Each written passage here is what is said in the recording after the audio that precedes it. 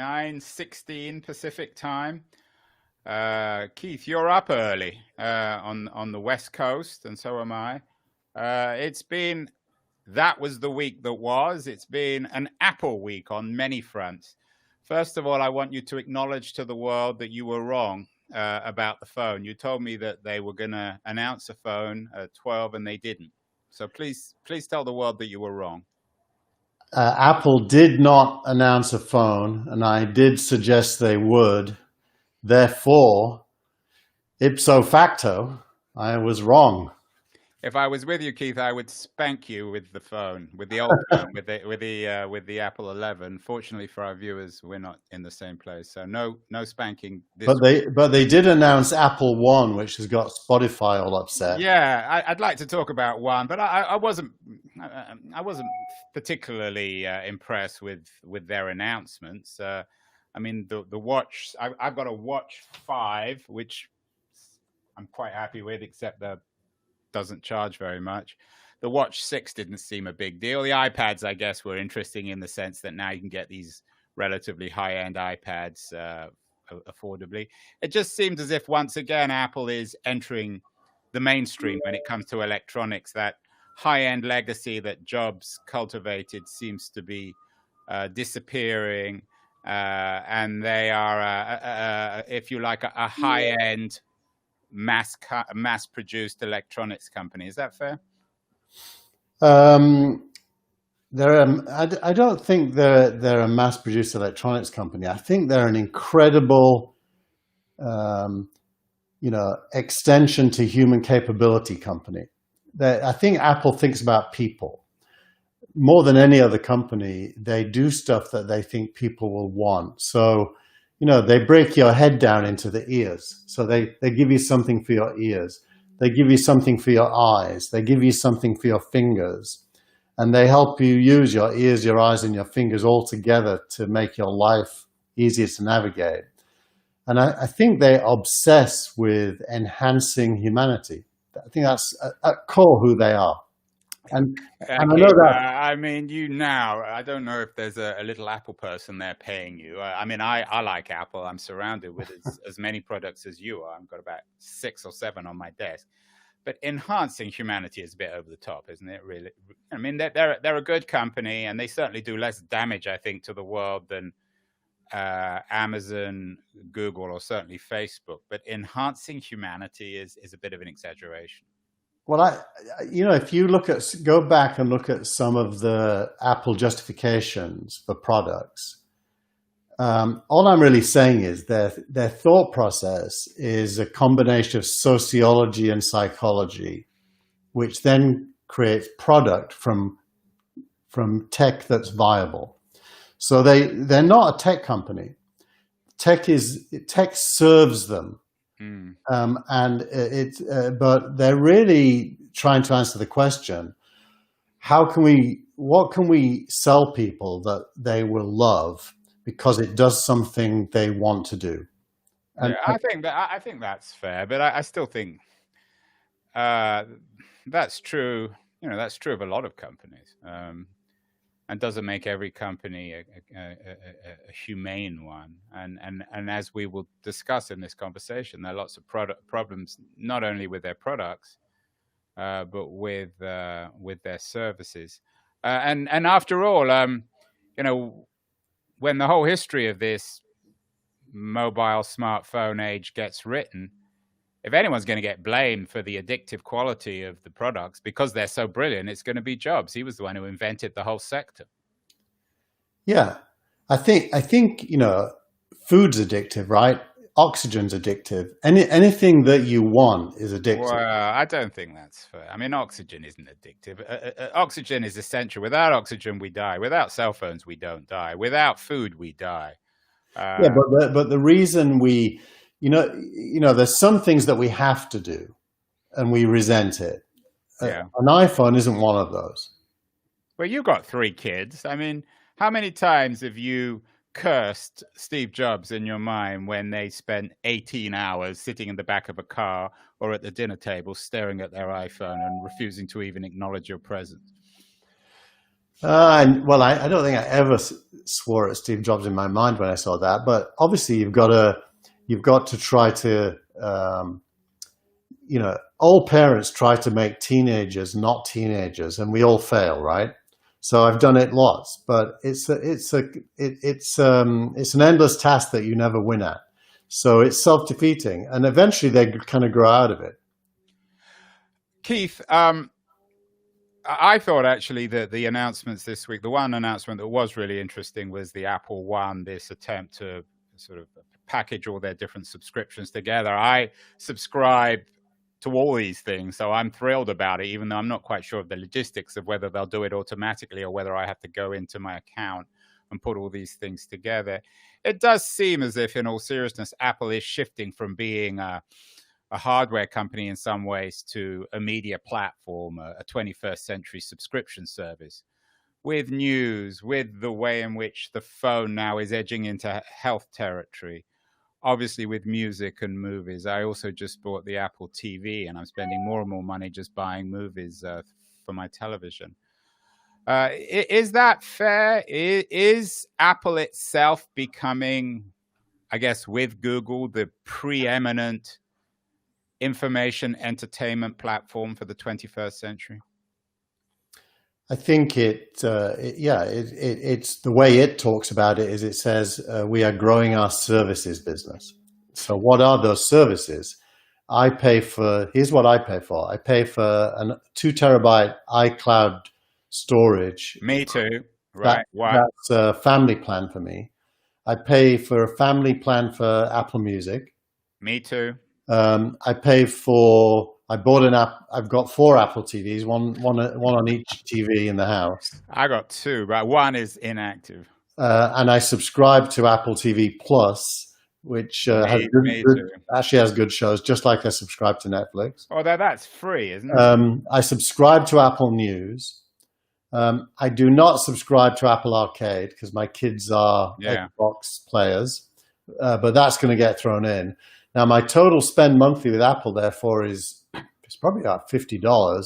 It's going to come down to $29.99 with Apple One. But these services are not designed for people like you and I who are already Apple fanboys. I guess they're designed for the kind of person who might be spending $10 for one of the services, Apple News or Music, and decides, well, I'll just buy the whole lot.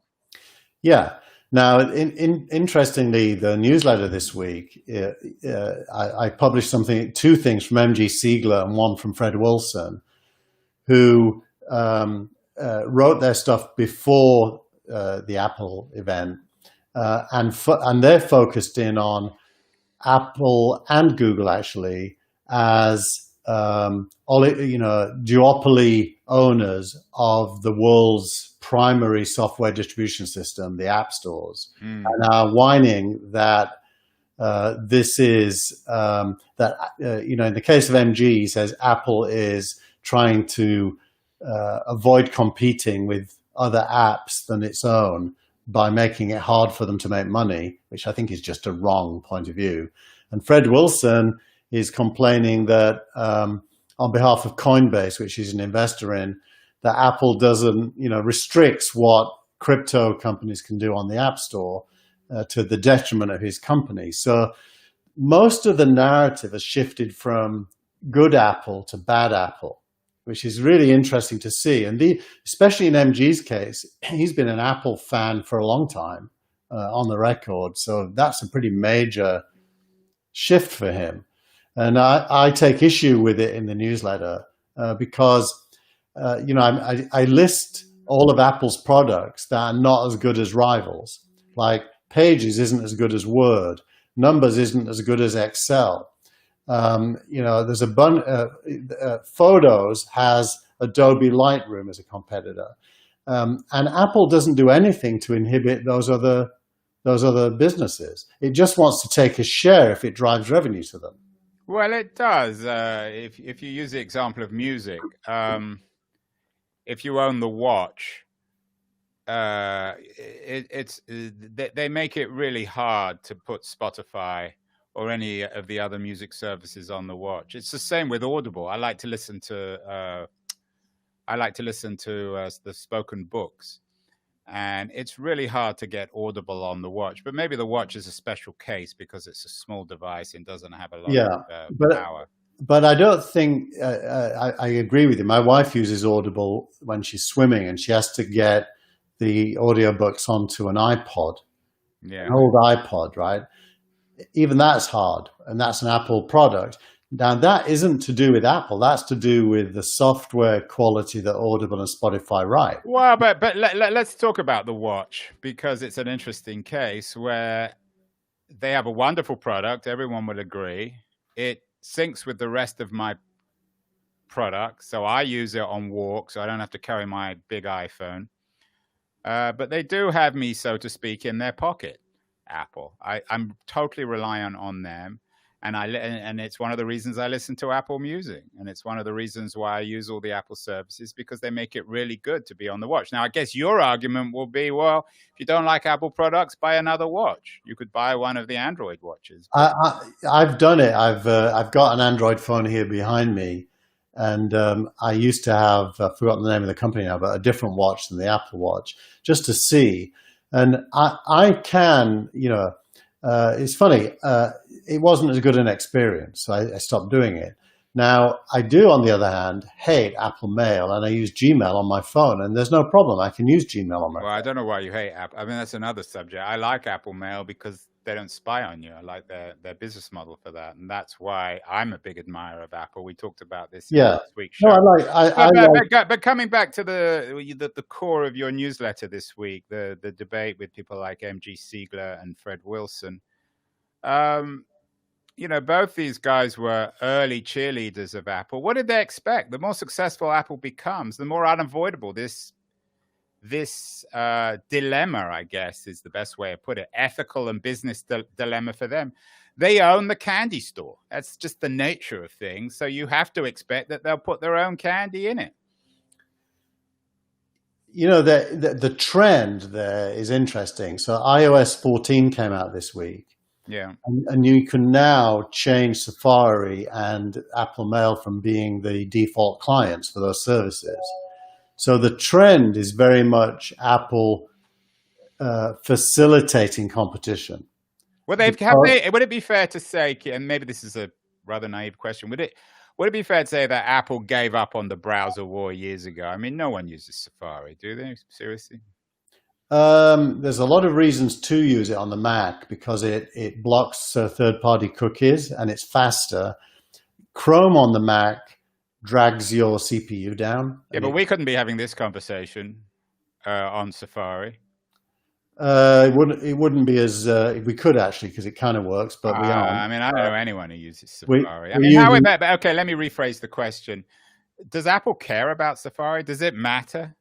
Are the browser wars done and dusted? I mean, it's all iOS now. I think it does care about it, Andrew, but for a different reason. It cares about it because it's one of the best ways for it to deliver on its privacy promise. And they can't really control what Google or anyone else does in their browser. Whereas on Safari, they can bake in rules regarding advertising and cookies and tracking, and give end users a chance to control those rules. So I do think they care as part of their strategic approach to privacy. But if Tim Cook could just flip a switch and everything was iOS, everything was mobile, everything was App Store based, he would, wouldn't he? I mean, isn't that in Apple's interest? And it seems as if the two products and the two software systems are becoming ever increasingly indistinguishable. Yeah. I think that's true, but I don't know what the implications are. What do you think? Well, the implications are that the walled garden becomes a formal reality. We move away from the open web, and Apple owns everything, or Apple and Google owns everything, because on iOS or on mobile, browsers are essentially irrelevant. The web is irrelevant. Isn't that fair? I'd say as a trend, yes. So everything. So Apple owns the front door through their devices and through iOS on my entire digital life, from Apple made television to healthcare to information. Everything is owned by either Apple or Google. So we have this, what you call a duopoly. And you can't again this is a theme we come back to time and time again, Keith. You can't be celebrating this. This is not good. So I don't want to bash Apple, but this is not good for startup guys or investors like yourself. So let's just remember all the context, and then I'll answer the question. So originally, before there was Android, there was iOS, and Apple decided that iOS was a web-only device initially. So the first iPhone had a browser, and the only apps on it were Apple's apps. So the world ganged up on Apple and said, we want you to let us build apps that we can put on the phone. We don't want to just do web apps. We want apps. Now, at that time, it was possible, it still is, by the way, to go to a web page that is effectively a web app and bookmark it and save it as a clickable app-like kind of launcher. And Steve Jobs announced the App Store in reaction to developers wanting to put apps and said, okay, we figured it out. You can do apps. So there isn't only Apple apps. Now there can be your apps. And that roughly at that time, Android came along and from the very beginning adopted that Apple model of allowing developers to write their own apps and get them on the phone. And so they built an app store. That was the moment they went from web apps to proprietary apps. And that's what you are calling the walled garden. And they also chose to make it free globally, unless you charged money, in which case they wanted a share. Well, that's like charging someone to come into a store. Yeah, it's like charging Kellogg's for putting cornflakes on the shelf at Safeway, which is you mean developers as opposed to the public? Yeah, developers. Okay. If developers could get in the store for free, but if the public was paying the developer via a mechanism that Apple provided, Apple got a share of it. Right. If the end user was paying the publisher not using Apple's mechanisms, then Apple did not get a share of it, and that's true today as well. So I think if you really contextualize it, Apple is just. I don't think Apple is against the open web. They have a website, after all, where you can buy their stuff, but it is for the App Store as well. Well, their whole business model, which is a brilliant business model, and that's why they're the world. I don't know if they're still worth $2 trillion, but that's why they are the world's first $2 trillion company. Is the more of these devices we buy, and they make wonderful devices, the more they own us, because it's in most of our interests, particularly people like myself who aren't really hardcore tech people, to just operate on a single system, and they make it relatively seamless. So my watch, my phone, my iPad, my iMac, my MacBook Pro, they all work seamlessly together. But you sound like you're complaining about a good no. I think you want me to be complaining. I'm not. I'm just explaining why their business model is so brilliant. Oh, it is. They own me, and as you would say, and this is a fair point, if I don't like it, I can go and buy something else. I don't have to use it. I could buy an Android, which to me is much less user friendly. But it does make them ultimately, I think, vulnerable to antitrust, doesn't it? Because in the end, DC is always miles behind, and now they're worrying about Facebook. And there are lots of worries about that. We've talked about that in previous shows, of course, Amazon as well. But ultimately, the kinds of things that MG Siegler and Fred Wilson are raising, these are antitrust issues because they're using their strength in one sphere to benefit other parts of their business. Isn't this the core argument these guys are making? I think that is the argument they're making, but I think the facts don't bear it out. that's the problem. I mean, there is some truth to this. I mean, Apple now does control the front door. This comes back to the Epic issue we raised. Sure, you were right. Maybe Epic was being unreasonable, but Epic is also, or their products aren't particularly friendly to Apple, which is why Apple treated them like shit. So Fred Wilson, to quote him, he says, in what world does it make sense for two large and powerful companies to completely control software distribution on mobile phones?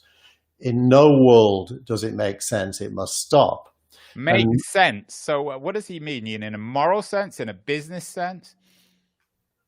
I think he's not very clear on that. He's just sounding off. I mean, well, let's talk about it in a moral sense. I don't think anyone would argue that it's good to have two companies dominating an entire economy.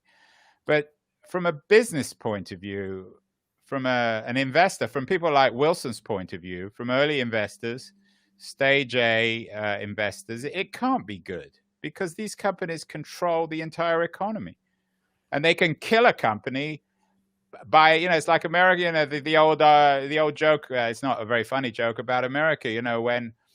When America catches cold, Mexico gets pneumonia, and the same is true throughout the web. So what I say, Andrew, is in order to know the answer to whether it's good, you have to compare it with what was there before. What was there before was no companies could distribute mobile software to everywhere in the world. Therefore, if you were a mobile software developer, you had no way of distributing your software to anyone. No good way, anyway. What Apple and Google built is, for the first time in the history of the human race, truly global distribution of software for free. I mean, it's just amazing. Yeah, but I'm not sure if that's if your argument is logical. Let's use the example of cars. So in the 19th century, everyone went around on horses. And then you had cars, which was clearly a massive leap, and they made life a lot better. But you're suggesting that any argument about cars, any argument criticizing cars for pollution or danger or monopolies or whatever it would be, can't work because the previous system was worse. I just don't see that as it does. You're right, of course, in the sense that the world we're living in now is more convenient and more fun. But that doesn't mean that the infrastructure doesn't exist to have a much more open app economy where which isn't controlled by these two dominant funnels. Well, you don't want that. Well, do you? you know what we're doing there, Andrew, and this is completely up your street. You're going to the whole Enlightenment dilemma.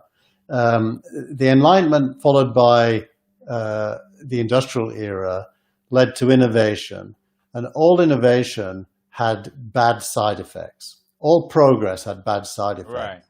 Right. Even in medicine, they kill more people experimenting before they find a cure. So I think the price of progress is not 100% positive ever.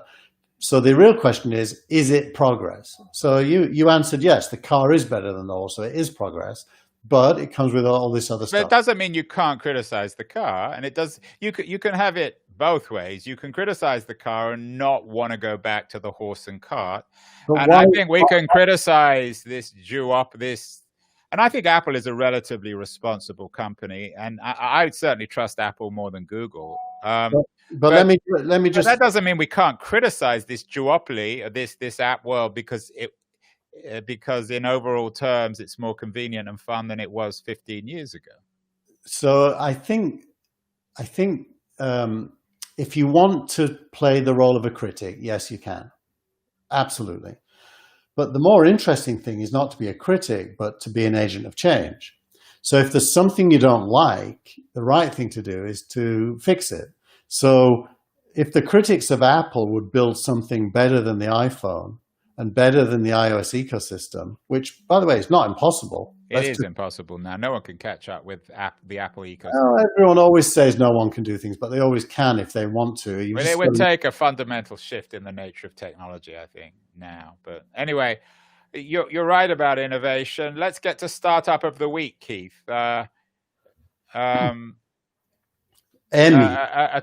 million A series. AirMeet. What are they doing? It's AirMeet. The reason I picked them is for two reasons. The first is that they are in the virtual event space. So there's been 2 or 3 major funding events. One was a company called Hopin, which is a UK-based company, and the other one was Plan the World, which is a Silicon Valley-based company. AirMeet is Indian-based, and they Bangalore. are. If let me just show the screen, and you'll see this is their user interface. Those are all like side rooms in a big event, Yeah. where people are networking, and the big event is to the right hand side there. They're Indian based, and there's been quite a few Indian companies recently that have become unicorns and global players. So I think we might be at that moment in history where TikTok is the first of a variety of overseas companies that make a big impact globally. And AirMeet looks to me like one of those. That's why I chose them. Do you think AirMeet will survive when the regular physical economy comes back? Are we going to have a lot of these shipwrecked virtual software companies when things get back to normal next year? Well, you saw Jessica Lessons. Sorry, Siri thinks I'm talking to her. Jessica, Siri as well. Yeah, exactly. Jessica Lessons' piece this week, which is "I'm Never Going Back." Let me just find it. Here it is. So, virtual events and why I'm never going back. That's in this week's newsletter as well. She basically is saying there's so much good in virtual events to do with human productivity and focus. I've noticed that with my 13-year-old. His schoolwork's got massively better because he's sat in his room without any distractions. So I think there is something enduring here. I hope we never go back, because otherwise it's good for Now TV not to go back. Finally, Keith, tweet of the week. Let me get it. Hunter Walk, who I know is another of your people you admire. At least it's not Paul Graham. We haven't heard his name for a few weeks, fortunately. Yeah, here's let's see if I can zoom in a bit. So there you go. Almost 8 years into Homebrew, I don't think we've ever invested in a company that included an exit slide in their seed deck, which is a bit of an insider point, inside the venture community kind of point.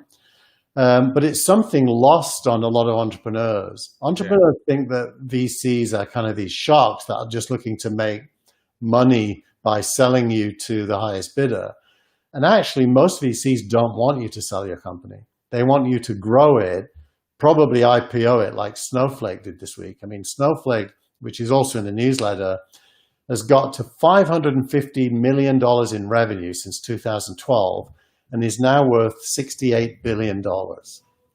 That is a way better outcome than selling your company. So putting in your slide deck that you want to sell to various people makes you a small thinker. And ironically, some entrepreneurs think it makes them VC friendly, but it's actually the opposite. Well, also, it's the kind of thing which is a bit of a dumb thing to do, isn't it? Because whatever you think about VCs, they're not stupid. And what could you tell a VC about an exit that they wouldn't already know? Correct. So what's the most, finally, Keith, exit to the exit conversation and an exit to that was the week that was this week. What's the most important slide in a seed deck? What's the key slide? I know you advise a lot of startup companies on there. I think the whole idea of a deck is absurd, but that's probably why I've never raised any money. I'm too lazy to even put a deck together. What is the key slide? Is it the first one or the last one? Depends on the investor, but for me, it's the end game slide. What are you building and why? End game meaning why you're doing what you're doing.